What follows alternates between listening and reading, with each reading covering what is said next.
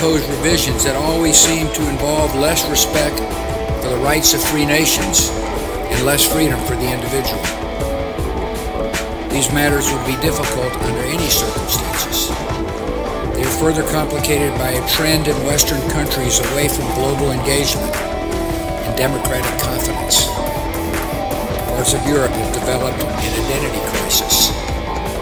We have seen insolvency, economic stagnation, youth unemployment, anger about immigration, resurgent ethno-nationalism, and deep questions about the meaning and durability of the European Union. America is not immune from these trends. In recent decades, public confidence in our institutions has declined. Our governing class has often been paralyzed. The American dream of upward mobility seems out of reach for some who feel left behind in a changing economy. Bigotry seems emboldened. Politics seems more vulnerable to conspiracy theories and outright fabrication. You both were members of Skull and Bones, a secret society at Yale. What does that tell us? Not much, because it's a secret. Is there a secret handshake? Is there a secret code? I wish there were something secret I could manifest. 322, a secret number? There are all kinds of secrets. Now, as you may know, my running mate, Tim, is Catholic and went to Jesuit schools. And one of the things he and I have talked about is this idea from the Jesuits of the Magus, the more, the better. Hello, everybody. Today is Friday, March 23rd, 2018, and we are gathered here on Skype, Jörg Glissman and myself, Brett Norman, for another reading of Codeword Barbelon.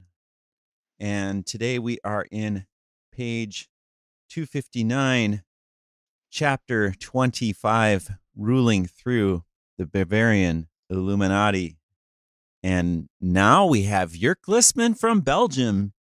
Jörg, how are you doing, brother? Well, I'm quite fine. Thank you, Brett. I was looking forward to do another session in this wonderful book reading. I'm doing so many book readings for the moment and so many studies, as you probably do too, next to all that work that we have here in the Antichrist system. Mm-hmm. I have to say that I really took off the last 3 months of that working. I just lived off the money that I made end of last year and beginning of this year, because if I earned more, the taxes would have come and taken it all. And then I said, no, then I'm going to study at home a little bit. Good, and that gave me a lot of time to read and produce videos. I produce at least one video every day, but I don't release one video every day, so I have a lot of things to come. And this is a little bit like with this Codeword Barbelon too, because we were recording a lot of these, and you of course have a little bit trouble of keeping up. Yeah. But no pressure. Take your time. Eventually it will all come out. Oh, and it's most important that we go further in this book, especially with this chapter now, Ruling Through the Bavarian Illuminati. There are so many misunderstandings in the quote-unquote truther world outside there, what the Illuminati are. Ouch. So many people. That's such a painful truth, Jörg. It really is. Very painful. There are so many people who don't understand that the Illuminati, when it comes down to the nitty-gritty, are just another front organization for the Jesuits to hide behind. And we were speaking of that, of course, in this chapter, Behind 1,000 Masks. And the Illuminati is only one more mask where they hid behind, you know. And the more masks they invent to hide behind, the more difficult it is for the unlearned student to find them and to get a hold on them and get a check on them, you know. That's right. And that's, you know, I read to you yesterday this paper. I'm going to read this now that I found in the Griesinger book. In German, it's a poem. Please, go right ahead. It's about the motto of the Jesuits. And I sent that to you, Brett, and maybe in the future you will have the time to work that also into a poem in English. So in German, it's a poem, but I'm not going to read the German one. I'm going to read the English translation that I just easily did with Google Translate. And it's about the motto of the Jesuits. Just to get the viewer of this video, our listeners and viewers, in the mood of the coming reading of the Ruling Through the Bavarian Illuminati, that with this few sentences they get again a short but comprehensive understanding of what the Jesuits are. This is the Jesuits' motto, taken from a flyer from the 17th century. And I'm sorry, it's not in poem version, but still it will probably get your attention. I am a warrior's daughter born under arms. That's why I swore pity, eternal hatred. Soldier's wrath I sucked from the mother's breast. That's why murder and bloodshed is my eye's lust. The camp was the breeding champion of my youth. So what do I know about law and other virtue? Robbing and plundering is a warrior's pastime. Who resists, you stab the dagger in the body. I know no other God but my own will. With fire and sword I thus quench my ambition. Dare you, fool, oppose me, and if you were a king, I'll put you down. And does not help violence, so helps ruse. And I place myself as if I were the best Christian. In hypocrisy, I'm a master. I'm cheating even the devil. And my worst lie is that I call myself Society of Jesus, Jesus Fighter. Because of Jesus, I only have the name, nothing else. And this is a quite powerful understanding to understand what the Jesuit really is. And he has nothing else in common with Jesus but the name that he takes from our Lord and Savior. And with that, I will start reading on page 259, chapter 25, Ruling Through the Bavarian Illuminati.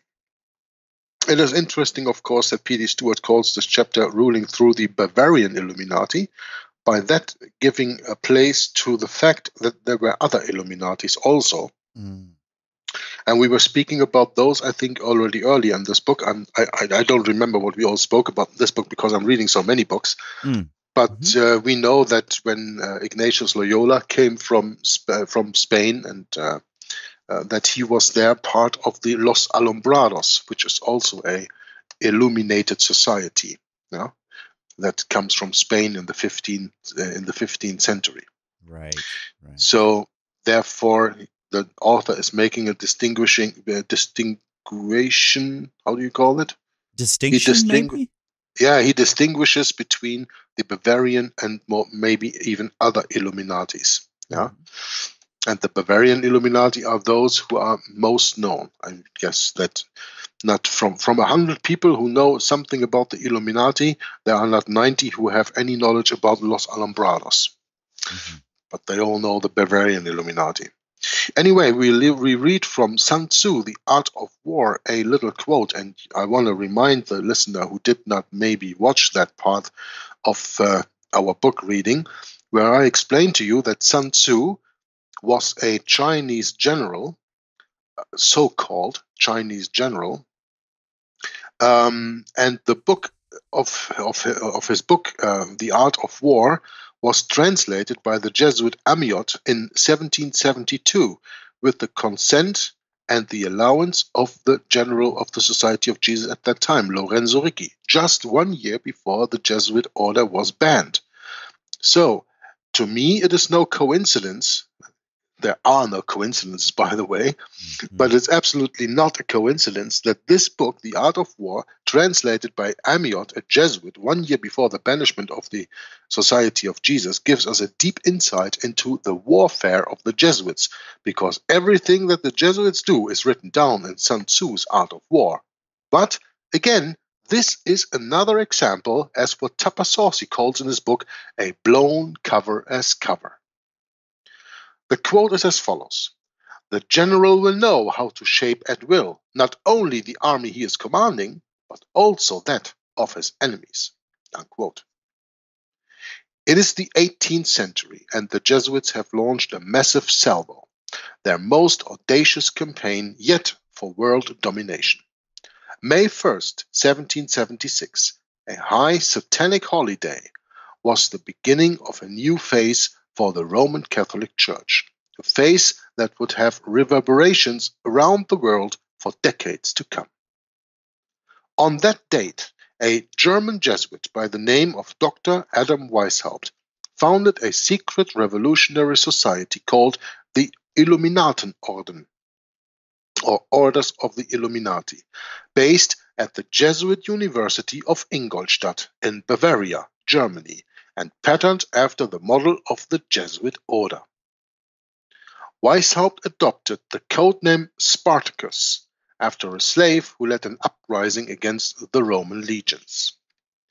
Prior to their suppression in 1773, the degree of power that the members of the Society of Jesus had attained in the German state of Bavaria was almost absolute. It was by them that the majority of the Bavarian colleges were founded, and it was by them they were controlled. And so it is not surprising that they would use their most renowned university to launch their comeback. It is a fact that even before the Pope canonically restored the Jesuits in 1814, the Society of Jesus had already been scheming a return to power. As indicated above, the date of the Illuminati's launch appears to have occult significance, as May 1st is the satanic holy Sabbath called Beltane, one of the most important nights of the satanic calendar, when a human sacrifice is required in mockery of the death of Jesus Christ. The founder of the Illuminati was born the son of a Jewish rabbi on February 6, 1748. He was made to convert to Catholicism in 1753, the year his father died, when he was adopted by his godfather, Baron Johann Adam von Ickstadt, a director at the Jesuit University of Ingolstadt. It's interesting, I have to make a little comment here. It's interesting that we read here about Johann Adam von Ickstadt, because I just made a video in German about if the Islam belongs to Germany. And the German minister of state, I guess, Seehofer, made a few days ago a statement that the Islam does not belong to Germany, and that he was going against what former German President Wolf said, Islam belongs to Germany, and what Merkel says all the time, the Chancellor, that Islam belongs to Germany. Now, what has this to do with Johann Adam von Ickstadt? I'm going to tell you in a second. Wait for it. Wait for it.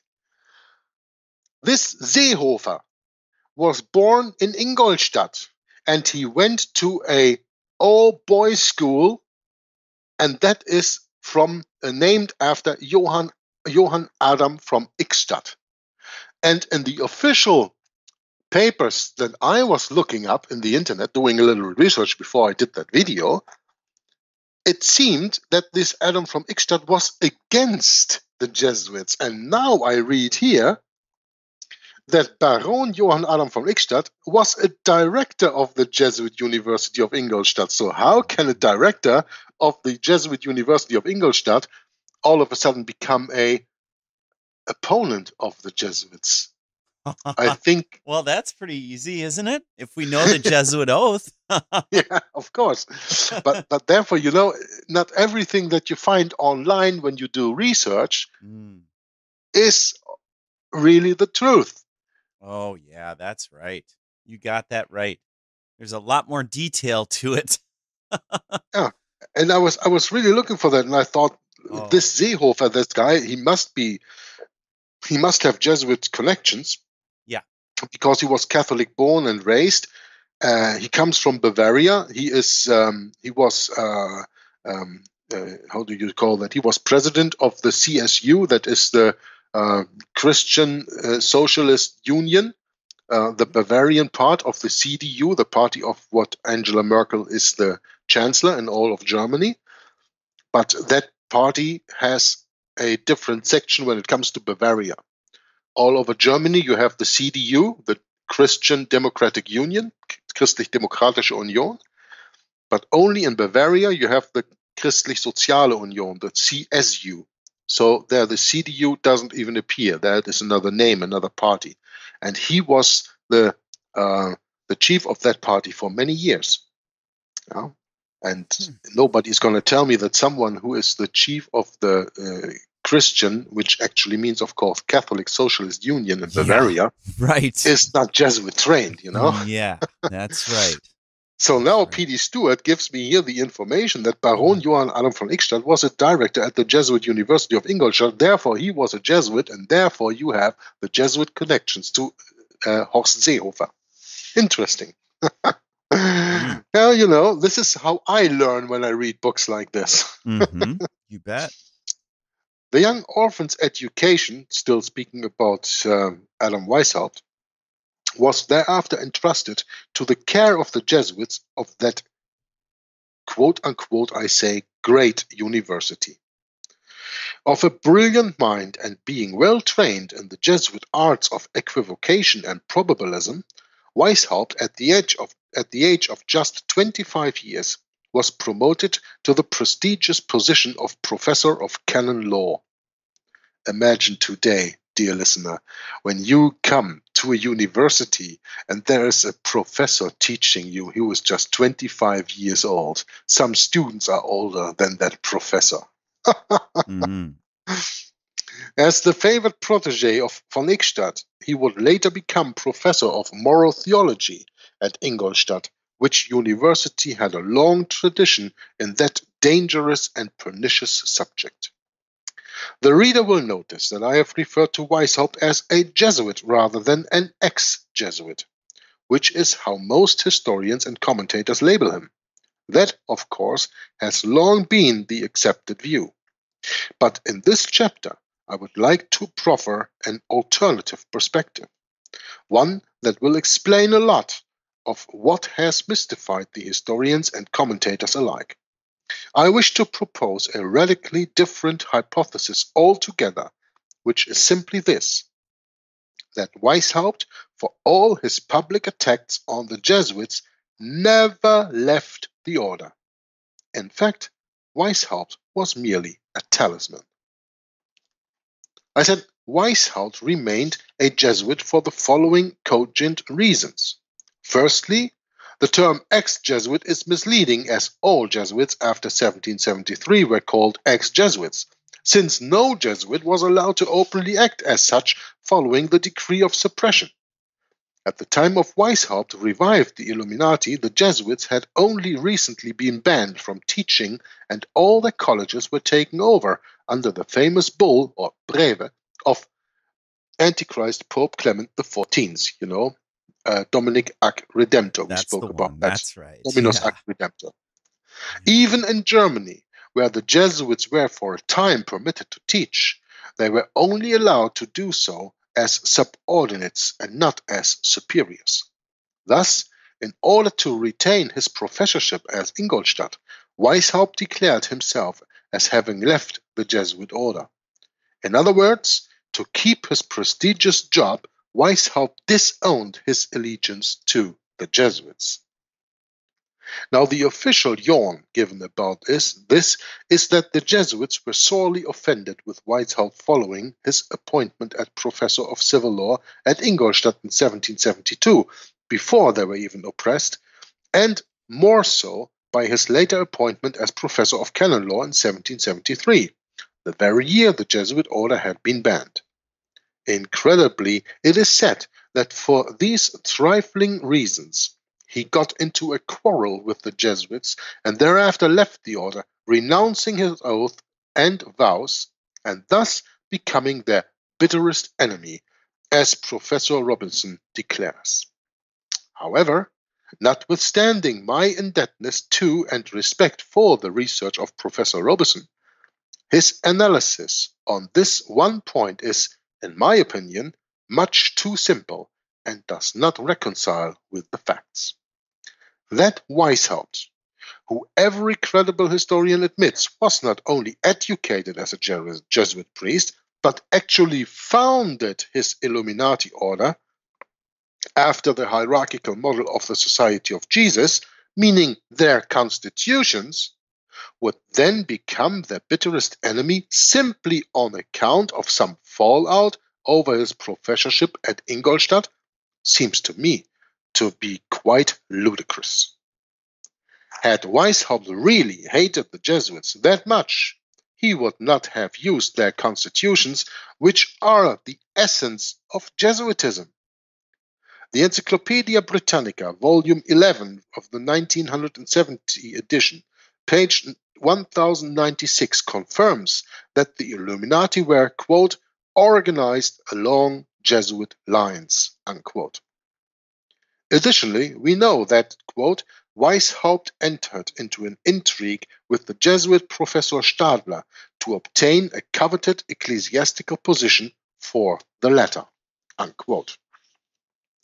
Further, Weishaupt did not leave the Jesuit order as the order did not officially exist. It had already been banned in 1773 and the Jesuit general was in prison. Well, that's what they tell you. We spoke about that.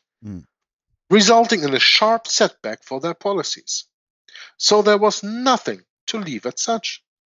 There was nothing to leave as such. I have to read it this way. In any event, one would have thought that the appointment of one of their brethren should have been a cause for rejoicing, that a member of their order was still allowed to teach at a time when the order itself was officially banned from doing so. Moreover, the Catholic Online Encyclopedia confirms that even after the order was suppressed, quote, some of the ex-Jesuits retained their professorships for a while longer, unquote. Yet, we are not told that any of these other, quote-unquote, ex-Jesuits got into quarrels with their former order or became the enemies of the society. Thus, the idea of them being angry at Weishaupt for continuing as a professor at Ingolstadt, resulting in bitterness between them and him, is just too simplistic and incredulous to my mind, P.D. Stewart says, and I do fully agree. And I guess Brett also joins in with that. Absolutely. Yeah. In fact, Ingolstadt was founded by Peter de Hont, or Peter Canisius, who lived between 1521 and 1597, the first German Jesuit. Yeah, and I wrote about that in Theodor Griesinger's book, an interesting book. I can tell you to look that up when you want to read about the founding of the Jesuit order and the years of Loyola as general. You learn very, very much. And this Peter Canisius was sent along with another second one, I don't remember his name right now, sent to Germany, to the stronghold of Protestantism at that time. And the Jesuits had held virtually all professorships there for over 90 years. That's for more than 3 generations, people. In 1688, teaching in the Faculty of Philosophy at Ingolstadt passed entirely into the hands of the Jesuit professors. Weishaupt was made a professor there in 1772, before the Jesuits were banned in 1773. Thus, there was no reason whatsoever for any ill feelings over Weishaupt's appointment, since he was already professor in 1772. Even more ridiculous is the proposition that merely on account of his pretty and puerile quarrel, which claim we have already debunked, and for no other reason, Weishaupt not only came to hate the Jesuits, but more. He now sought for no apparent reason to destroy his own church. How could Weishaupt even imagine that with a few friends, if the official story is to be believed, he would possibly overturn the mighty Catholic Church? This is more than David against Goliath. We must also ask why a well-to-do professor with everything going for him, apart from his alleged fallout with the Jesuits, would not only attack the Jesuits, but would suddenly turn against his church and also against the whole world, devising a plan to overturn, quote, all governments and establishments, unquote. Only a deranged individual would dream up such a grand and vengeful plan for no greater reason than a dispute with his former brethren over an appointment as a professor at Ingolstadt University. On the contrary, the very fact that he now hated his church is consistent with him remaining a member of an underground Jesuit movement rather than their enemy. as the Jesuits had every reason to hate and revenge the Catholic Church, having been disbanded and suppressed in 1773 by the decree of Antichrist Pope Clement XIV. Next, we must consider that despite his brilliance, at the time he founded the Illuminati, Weishaupt was just 28 years old. Now, the intelligent reader will at once appreciate that Weishaupt, although a professor of law, could hardly have been the supremo behind this powerful order, as so many historians have naively suggested. Other curious fact is that on February 15, 1775, Cardinal Braschi was elected Pope Pius VI. Didn't we speak about that in one of the last broadcasts, Brett? I think so. That I told you this that is ringing a bell. There was this underground connection, this tunnel between Castello Gandolfo, where Lorenzo Ricci was put into prison in Rome, and that he met with Cardinal Braschi, who was the exchequer of the church at the time, meaning he took care of all the money business. That's what Tapassorsi wrote in the book Rulers of Evil, a very, very interesting chapter, the death and resurrection of Lorenzo Ricci. When you get to that book, Rulers of Evil, read that. That is a wonderful chapter and gives you much more insight into the Cardinal Braschi story, as P.D. Stewart writes here about. And I told you that this was the abbreviation that was painted on the walls in the Vatican, SSCV, Sarda Sede Vacante, in September Sarda Sede Vacante, SSVC. SSSVC, September Sarda Sede Vacante. That means that the papal chair will be empty in September. That was dooming over Pope Clement XIV, so he knew that he would die. And then we had a time of more than 130 days before the next pope was initiated, and that is Cardinal Braschi, who was a child of Lorenzo Ricci all along, and he was elected Pope Pius VI on February 15th in 1775. This Pius, you see, the date of when Pope Clement XV died in 1774, that was somewhere in October, right? Or September. So all the time between the month September in 1774 and the 15th of February in 1775, there was no pope. So that's October, November, December, January, February. That's even more than 5 months. Huh? But okay, getting back to the book here. Oh, you're I just got to quick say, I always get so confused with these names and numbers, names and numbers of the popes, because they're just, the devil really likes to confuse us, doesn't he? Yeah, the problem is that the pope has a name as a pope, and he also has a secular name, like Cardinal Braschi. Has his secular name is Braschi, and his quote-unquote church name is Pope Pius VI. So, yeah, you always have to keep two names in mind when you want to know a it's pope. interesting because I was talking with this friend of mine the other day.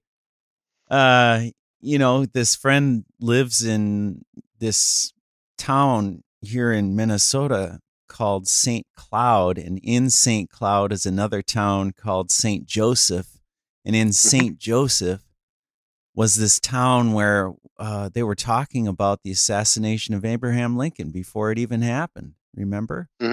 Yeah, I remember. Yeah, and this friend of mine, recently, he had some friend that was Catholic, and he was just appalled by how they will not accept the same Bible, Jörg. This our King James Bible, our Texas Receptus Bible, is so different than every other Bible.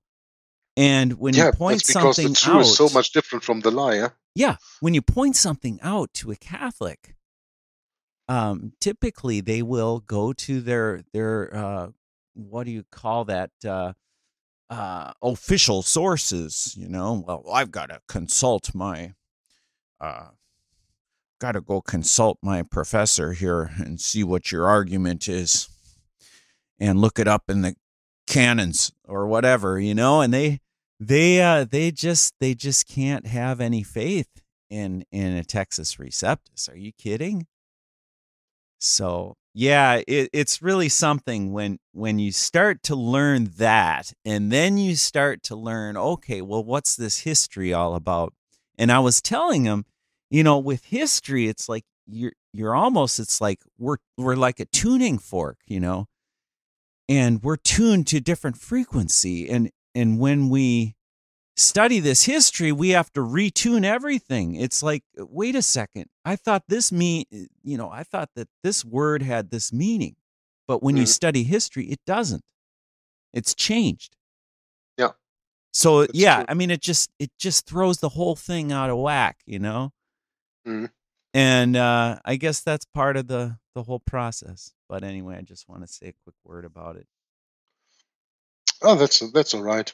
You know, when we finish this little paragraph, I still have to make another comment on this, because I think even here, Please. also P.D. Stewart has to understand the Jesuit deception in this. So another curious fact is that on February 15th in 1775, Cardinal Braschi was elected Pope, Pius VI. This Pius was a former pupil of the Jesuits, and he desired the release of Father Ricci, the Jesuit general, and his fellow Jesuits from the prison in Castel Sant'Angelo. But Charles III of Spain insisted on their detention.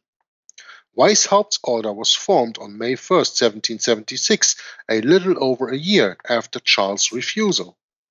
Now, you're gonna tell me that all of a sudden that this Charles III, the King of Spain, has power to say what is to do with the Jesuit general or not? Are you kidding me? This is just another spin of the game they are playing, you know? Let the King of Spain, let Charles I be insisting on the detention of the Jesuits. Let that officially be, but behind the scenes they all play another game. And Lorenzo Ricci was set free at that time because we know that he was in the United States of America at the time of the Declaration of Independence in 1776. Yeah, we know that because it is recorded in a book, Our Flag, I think it is called, where he is mentioned as the professor, and other sources. So you are going to tell me, when I read this book and I don't have a deeper understanding of this, that because Charles III of Spain insisted on their detention, that therefore he was really taken into detention all the time? No. No, he was not, because when Weishaupt's order was formed on May 1st, 1776, the Jesuits had all the important positions in that order positioned, you know? Mm. They just took over because it was there. It was another mask to hide behind, as we read in this other chapter, behind 1,000 masks. It's just another mask. So the official teaching, of course, is that the King of Spain, Charles III, insisted on their detention. That's true. But do you really think that when we go back into the papal bull of 1543, Injunctum Nobis, where it is stated that the general has even power to revoke any order from the White Pope, that he doesn't have any power over a Spanish king? So one thing, and that's the point that I want to make, I hope you understand this. One thing is the official teaching that we read here. Charles III insisted on their detention. Okay, hey, the king says that, so then it's done. But we know that the king has nothing to say. He was just playing a role. And his role playing was at that moment to say, no, the Jesuit general and the Jesuits that are in Castello Gandolfo or Castel Sant'Angelo have to be put into prison and stay there. That's the official story. But behind the scenes, something completely different was playing. And that's what you have to understand when you read this book. Yeah? Mm-hmm. We must also ask, if Weishaupt was so anti-Pope and hated the Catholic Church that much, why was it that when Weishaupt was at last laid to rest, he was given a full Catholic burial. For all his purported plans to bring about the destruction of the Catholic Church and the public condemnation of his order by Pope Pius VI, Weishaupt was never excommunicated from the Catholic Church, like Adolf Hitler. In fact, on the contrary, at his death on November 18, 1830, the Catholic Church proudly claimed Weishaupt her faithful son, saying that he had been, quote, reconciled with the Catholic Church, which, as a youthful professor, he had doomed to death and destruction, unquote. This late-life reconciliation to the Catholic Church and the lack of any steps taken to excommunicate a man whose alleged lifelong mission was, quote, the destruction of the Catholic Church, unquote, speaks for itself. And I don't have to add any comment to this. By their fruits you will know them. So when we have the official teaching of that the Spanish king, Charles III, insisted on their detention, we know that the professor made his appearance in the United States of America at the time of the Declaration of Independence. So, by their fruits you will know them, not by their official teaching, but by their fruits. And that's the same with Adam Weishaupt right here. It is even admitted, continues P.D. Stewart in the book, that Weishaupt, before his death, became a zealous supporter of and helped build up the Catholic Church in Gotha. So says the Chronicle of the Catholic Parish in Gotha, Germany. Weishaupt served his church well. I'd say he served the devil well. Yeah. See, reader, how ludicrous the whole matter appears when analyzed but a little. Indeed, the Catholic Encyclopedia, under the heading Illuminati, makes this fascinating admission, quote, for this prototype, he, Weishaupt, relied mainly on Freemasonry, in accordance with which he modeled the degrees and ceremonial rites of his order, after the pattern of the Society of Jesus, though distorting to the point of caricature its essential features, he built up the strictly hierarchical organization of his society, unquote. To hide its essential Jesuit nature, no doubt. In other words, when the Jesuit imago was suppressed in 1773, the Illuminati order became the chrysalis for a new, more virulent form of Jesuitism, the pseudo-metamorphosis. I hope I didn't butcher that word. It's Pseudo-metamorphosis. Yeah, it's a metamorphosis. It's a metamorphosis. Yeah. But perhaps the strongest proof that Weishaupt was a Jesuit throughout the suppression comes from his main collaborator and closest associate, the influential Freemason and lawyer Baron Knigge, who on April 20, 1784, resigned from the Illuminati convinced of Weishaupt's Jesuitism, accusing him of being a Jesuit in disguise. I don't think that you guys over there in the United States of America have any idea who Baron Knigge is. But Knigge is the one that we always use when you how I'm going to explain that. When you want to teach people manners, table manners and behaving manners, like the man opens the door for the woman, the man tracks out the chair for the woman to sit down when you go to sit, and how to hold your fork and how to hold your knife, and sneezing in public and all that stuff, all these behavior rules. We have a book that is written by this Baron von Knigge.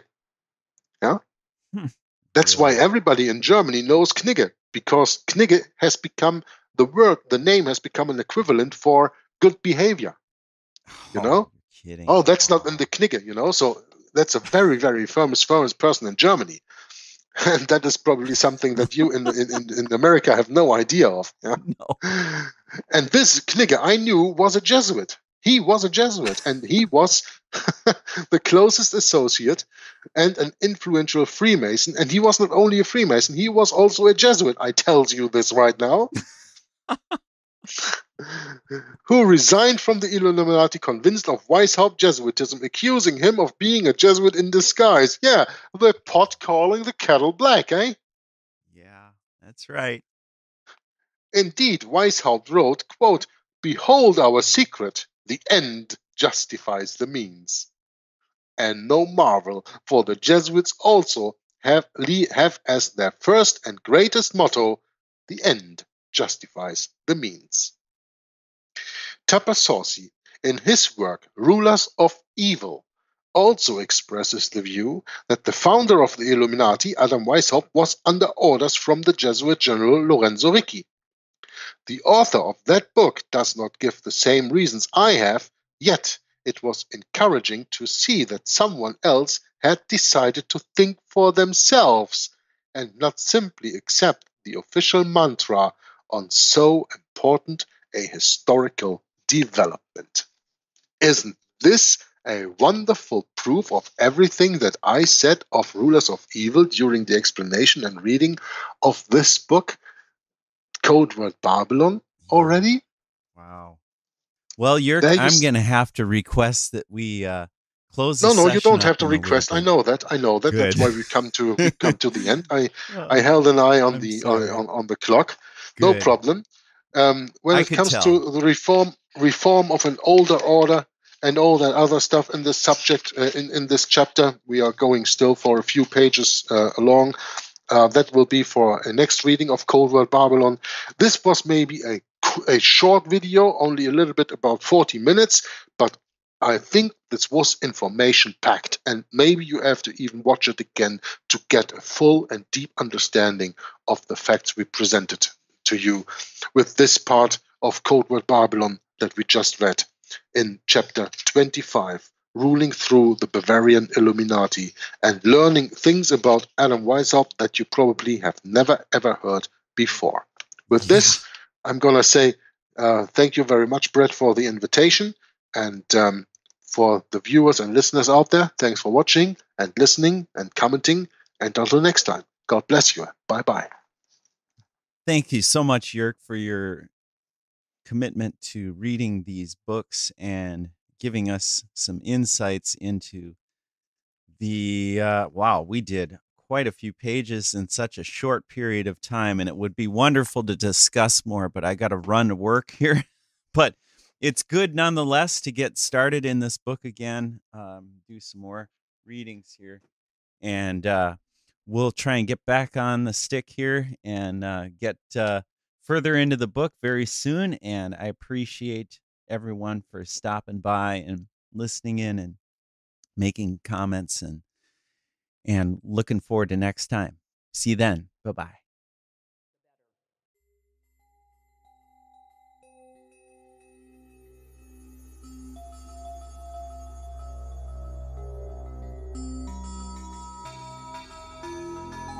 That for the first time in human history, for the first time in all of human history, almost all of mankind is politically awake. And these new and old major powers face still yet another novel reality, in some respects unprecedented. And it is that while the lethality of their power is greater than ever, their capacity to impose control over the politically awakened masses of the world is at a historical low. I once put it rather pungently, and I was flattered that the British Foreign Secretary repeated this, as follows. Namely, in earlier times, it was easier to control 1 million people. Literally, it was easier to control 1 million people than physically to kill 1 million people. Today, it is infinitely easier to kill 1 million people than to control 1 million people. It is easier to kill than to control. We're at the very beginning stages of a very brutal and bloody conflict. And I believe that we've come horribly off track in the years since the fall of the Soviet Union, and we're starting now in the 21st century, which I believe strongly is a crisis both of our church, a crisis of our faith, a crisis of the West, and a crisis of capitalism. His son Jesus is here in our midst. His bride, the church, is honored to host an event affirming the dignity of the human person and the sacredness of all human life. I think Russia is no longer a communist state, first of all. That's very important to realize. It hasn't yet defined itself, however, effectively as a democracy. It is still uncertain. We're at the very beginning stages of a very brutal and bloody conflict, of which if the people in this room and the people in the church do not bind together and really form what I feel is an aspect of the church militant, if the people in this room and the people in the church do not bind together and really form what I feel is an aspect of the church militant, to really be able to not just stand with our beliefs, but to fight for our beliefs against this new barbarity that's starting, that we will literally eradicate everything that we've been bequeathed over the last 25 years. You didn't mention the president by name, but it was hard not to conclude that that's who you were referring to. Is that fair? I was certainly referring to the threats that we are now facing with this stated goals of this administration, which would upset the last 70 years of a new world order which was established after World War II. 70 years based on human rights, respect for the law, free trade, all of the things, aspects of this world order that took place after one of the most horrific, terrible wars in history, and I'm for maintaining it.